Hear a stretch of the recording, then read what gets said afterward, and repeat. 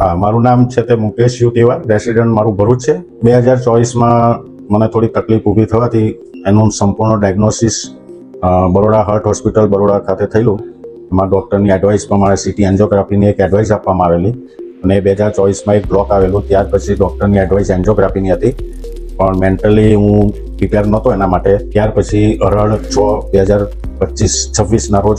મેં અહીંયા બરોડા હાર્ટ હોસ્પિટલમાં એડમિટ થયો અને તે જ દિવસે ડૉક્ટર કાર્ડિયોલોજિસ્ટ દ્વારા એન્જિયોગ્રાફી કરવામાં આવી. ત્યાર પછી મેં થોડી હિંમત હારી ગયો હતો, પણ આઈસીયુના સૌથી પ્રથમ મને એન્જિયોગ્રાફી બાદ આઈસીયુમાં લઈ જવામાં આવ્યો અને એ જે લેડી સ્ટાફ હતો, જેન્ટ સ્ટાફ હતો, એમનો જે પ્રેમભાવ હતો, એમની જે એક સદભાવના હતી, પોતાના વાલી વારસદારોને બી ના કરે એવી રીતની જે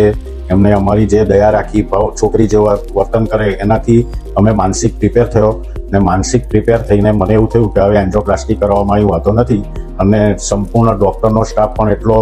ફાઇન છે કે અને એનાથી બહુ ખુશ થયો અને હું ફક્ત 3 દિવસમાં ઓલરેડી જેવો હતો એ રીતે મારી એન્જિયોપ્લાસ્ટી બાદ તૈયાર થઈ ગયો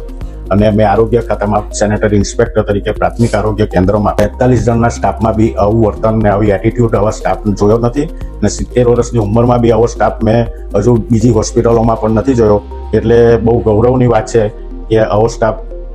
જે બી પેશન્ટને હું હવે ફરી નેક્સ્ટ એડવાઇસ કરીશ, બેસ્ટ મોટિવેટર બનીશ ને હું બહુ ખુશ છું આ હોસ્પિટલ ને સ્ટાફથી ને ડૉક્ટરો અને સંપૂર્ણ સ્ટાફને બિલકુલ ધન્યવાદ કરું છું, ડૉક્ટર સ્ટાફને અને બરોડા હાર્ટ હોસ્પિટલને. અને હું બેસ્ટ મોટિવેટર રહીશ આ હોસ્પિટલનો.